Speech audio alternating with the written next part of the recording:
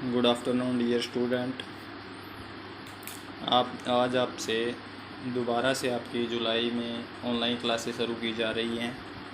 इससे पहले भी आपकी 2 महीने ऑनलाइन क्लासेस चली हैं और उसके बाद जून मंथ का जो हॉलीडे होमवर्क आपको सेंड किया गया था, लेकिन आपने अभी तक किसी भी बच्चे ने +2 आर्ट के बच्चे ने पॉलिटिकल साइंस या किसी भी सब्जेक्ट का हॉलीडे होमवर्क सबमिट नहीं कराया है।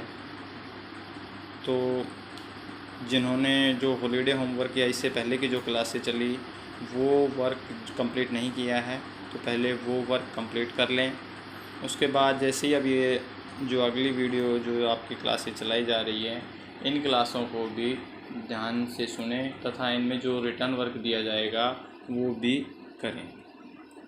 आज आपको हम पहले फ़र्स्ट बुक के 9 लेसन हो चुके हैं, सेकंड बुक के भी फर्स्ट 2 लेसन आपको करा दी गई थे। आज थर्ड लेसन की शुरुआत कर रहे हैं, जिसका नाम है समकालीन विश्व में अमेरिकी वर्चस्व।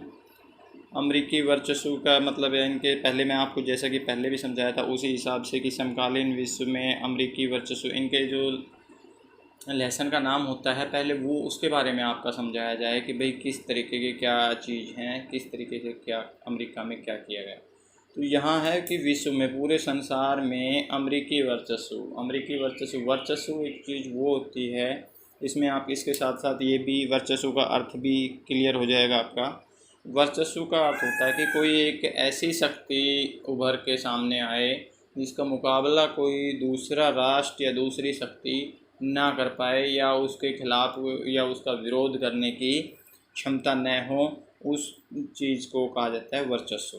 तो वर्चस्व ये पहले फर्स्ट युद्ध हुआ, विश्व युद्ध हुआ, उसके बाद दूसरा विश्व युद्ध हुआ लेकिन उस टाइम विश्व में एक तरफा एक ऐसा कोई काम नहीं था या कोई राष्ट्र नहीं था कि जो अपने डिसीजन से ही पूरे विश्व को प्रभावित कर सकें। उन्होंने विरोध होता रहते थे, उनके एक दूसरे टक्कर देते रहते थे। कभी जर्मनी है, जापान है या फिर रूस है, इस तरीके से बार बार अलग अलग देश सामने आते रहते थे। लेकिन ये प्रक्रिया चलती रही। 1945 में सेकेंड वर्ल्ड वार भी समाप्त हो गया। उसके बाद आपको पढ़ाया था कि जैसे शीत युद्ध वगैरह शुरू हो गया, उसके बाद भी ये प्रक्रिया चलती रही। लेकिन एक लास्ट में 1991 में जो संयुक्त राष्ट्र संघ कह सकते हो, सोवियत संघ रूस था, उसके जो 15 गणतंत्र राज्य थे वो जिनके साथ में जैसे जुड़ के बने हुए थे, ऐसे छोटे छोटे उसका जो साम्राज्य बड़ा हुआ था, काफ़ी बड़ा हो गया था। तो इस तरीके से जो ये छोटे छोटे 15 जो गणराज्य थे ये उससे अलग हो गए और कह सकते हो कि सोवियत संघ रूस की जो ताकत थी वो कमज़ोर हो गई, उसका विघटन हो गया। उसके बाद से पूरे विश्व में अमेरिका का ही वर्चस्व माने जाने लगा।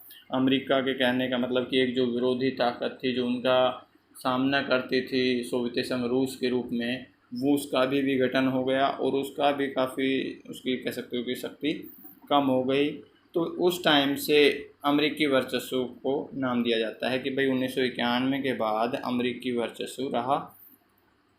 अब वर्चस्व के भी कारण होते हैं कि भाई किन किन कारण से प्रभाव रहा। वर्चस्व का मतलब कि दबदबा रहा विश्व के बाकी देशों के ऊपर, किस किस के आधार पर रहा।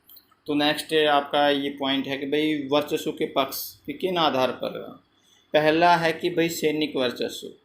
सैनिक वर्चस्व में ये नहीं है कि भाई सेना ही मजबूत है या इस तरीके से, बाकी जो लगभग आप वैसे छोटे जो बजट रक्षा बजट की बात करें तो उनके कम से कम 10 से 12 देशों का जितना बजट होता है उतना अकेला एक अमेरिका अपनी सैनिक शक्ति के ऊपर खर्च करता है, रक्षा मंत्रालय खर्च करता है। तो इस तरीके से उनके ये नहीं भाई केवल नाम का ही है, उनके पास आधुनिक टेक्नोलॉजी भी है, उनके जो सैनिक भी एक्सपर्ट हैं। इस तरीके से सैनिकों के आधार पर भी वो दुनिया में अपना बाकी दूसरे देशों के ऊपर अपना दबदबा बना के रखते हैं।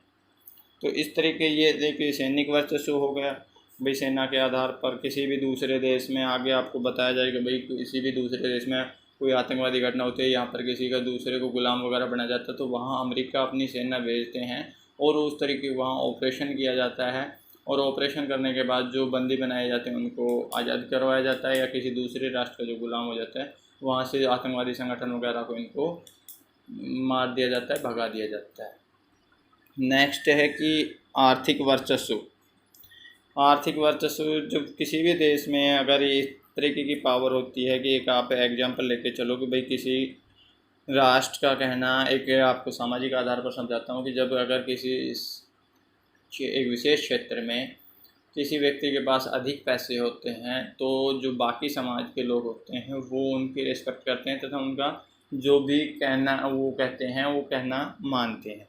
तो इसी तरीके से आपसी देशों के बीच होता है कि जिस देश के पास आर्थिक बजट अच्छा होता है, अधिक होता है जीडीपी वगैरह, तो उन देशों के दूसरे देशों के ऊपर प्रभाव रहता है।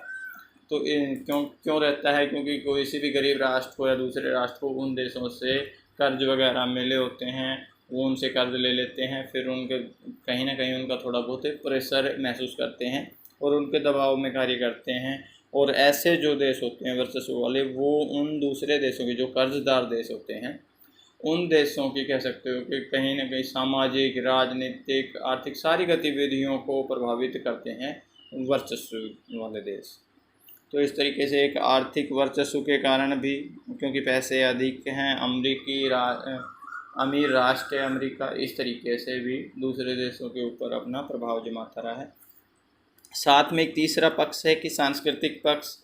सांस्कृतिक पक्ष में आता है कि भाई जैसे मान लीजिए एक सैनिक वर्चस्व और आर्थिक वर्चस्व के साथ साथ एक सांस्कृतिक पक्ष होना भी ज़रूरी है। सांस्कृतिक वर्चस्व कह सकते हो कि जो किसी भी दूसरे देश को देखकर दूसरे देश अपने कल्चर को बदल लेता है अपने राजनीति में, या वहाँ दूसरे देश के लोग, जैसे अमेरिका का मान लीजिए वर्चस्व है तो अमेरिका की तर्ज पर काम करने लगें। अमेरिका की जो राजनीति है, अमेरिका की जो संस्कृति, खाना पीना, पहनावा, उनसे प्रभावित होकर उनको ग्रहण करने लगें और उनके ओर आकर्षित हो जाएं। तो इस तरीके का होता है कि सांस्कृतिक पक्ष ये जब किसी दूसरे देश अपने देश में लागू करने लग जाता है या अपनाने लग जाता है तो वो खुद उसके प्रति कह सकते हो कि आकर्षित हो जाता है और उसके वर्चस्व में या उसके कह सकते हो कि कहीं दबाव में आ जाता है। इस तरीके का कल्चर। और ये होता है कि जो राष्ट्र, कभी भी आप ये देखते हो कि किसी भी गरीब राष्ट्र के कोई राजनीति का या फिर किसी भी तरीके का जो उनकी टेक्नोलॉजी है उनका ग्रहण नहीं करते हैं। जो विकसित राष्ट्र होते हैं, जो किसी भी राष्ट्र अपने आप से ऊपर वाले राष्ट्र होते हैं, अमीर होते हैं, टेक्नोलॉजी में ले लो या किसी भी तरीके से, उन राष्ट्रों का ही सांस्कृतिक आकर्षण किया जाता है, ग्रहण किए जाते हैं सांस्कृतिक पक्ष को, ताकि हम भी उसी राह पर चलकर विकसित हो सकें और आधुनिक समय में उन देशों के साथ खड़े हो सकें। अब नेक्स्ट आपका ये 3 पॉइंट हो गए वर्चस्व के कि भाई किस किस आधार पर हुआ। एक आता है कि ये प्रथम खाड़ी युद्ध या ऑपरेशन डेजर्ट स्टॉर्म, इसी के से रिलेटेड है कि भाई अमेरिका ने अपना वर्चस्व किस तरीके से दिखाया, किस तरीके से किया। तो इसकी ये घटना है कह सकते हो कि 1990 की है। और इसमें क्या हुआ था कि जो पड़ोसी राष्ट्र था कुवैत, इराक ने कुवैत पर आक्रमण कर दिया था और उसको कह सकते हो कि गुलाम बना लिया था। इस तरीके से जो उन्होंने अनैतिक कार्य किया, इस तरीके की सैनिक कार्रवाई की, इसकी पूरे विश्व में घोर निंदा की गई। उन्होंने काफ़ी समझाया भी गया कि भाई इस तरीके की कार्रवाई नहीं करें, अपने सैनिक वहाँ से हटा लें, लेकिन उन्होंने किसी की नहीं सुनी, नहीं मानी। इसी के आधार पर, इसी क्रिया में आगे काम करते हुए संयुक्त राष्ट्र संघ ने भी एक नोटिस जारी किया, एक निश्चित समय दिया गया कि भाई इस समय तक आप अपनी सेना को वापस से कुवैत से हटा लें, अन्यथा इसके बाद कार्रवाई की जाएगी। लेकिन उन्होंने संयुक्त राष्ट्र संघ के इस प्रस्ताव को भी ठुकरा दिया और एक निश्चित समय के बाद जनवरी 1991 में संयुक्त राष्ट्र संघ ने सामूहिक सुरक्षा के तहत, क्योंकि आप कह सकते हो कि संयुक्त राष्ट्र संघ में टोटल 15 सदस्य होते हैं और 15 सदस्यों में से ये होता है कि भाई किसी भी राष्ट्र से अगर सैनिक सहायता की जाती है तो वो उनको सैनिक सहायता प्रदान करते हैं किसी भी एक दूसरे देश के ऊपर ऑपरेशन में। तो इस तरीके से उनमें कई देशों के सैनिक शामिल हुए और एक कमांड की सेना का गठन करके और उसके ऊपर कार्रवाई की गई इराक के ऊपर। और वहाँ से फिर कह सकते हो कि ये लगभग जो ऑपरेशन था ये 40 दिन ऑपरेशन चला। और इस 40 दिन में शुरुआती में अमेरिका ने या उसके संयुक्त जो सेना थी उन्होंने पहले तो हवाई हमले किए उनके सेना वगैरह पर, इराक वगैरह की सेना पर हवाई बम वगैरह इस तरीके से गिराए गए। और जब वहाँ थोड़ा उनको कंट्रोल होता दिखा उसके बाद ज़मीनी स्तर के ऊपर इराक में जो सैनिक थे उनको मार गिराया तथा भगाया। और इस तरीके से जो ये युद्ध हुआ इस पर कुवैत को, इराक को परास्त कर दिया और कुवैत को आज़ाद कराया। और संयुक्त राष्ट्र संघ ने इस सैनिक अभियान को प्रथम खाड़ी युद्ध कह सकते हो या फिर डेजर्ट स्टॉर्म कह सकते हो, इसका नाम दिया था। तो इस तरीके के ये पॉइंट हैं। बाकी जो कुछ और भी बचे हुए हैं जैसे 9/11 का हमला है या फिर आप कह सकते हो कि वर्चस्व में क्या क्या बाधाएं आई, इनको कैसे दूर किया गया, ये नेक्स्ट पॉइंट आपको नेक्स्ट वीडियो में बताए जाएंगे। लेकिन आप ये जो पहले भी जो होमवर्क कराया जा चुका है वो आपको करें, क्योंकि ये पता नहीं स्कूल कब तक बंद रहेंगे, कब खुलेंगे, इसके बाद कब आपको रिवीजन का टाइम कितना मिल पाएगा। इसलिए आप अपने एग्ज़ाम की तैयारी अभी से साथ साथ करते रहें और जो पीछे का जो पेंडिंग वर्क है वो भी कंप्लीट कर लें। धन्यवाद।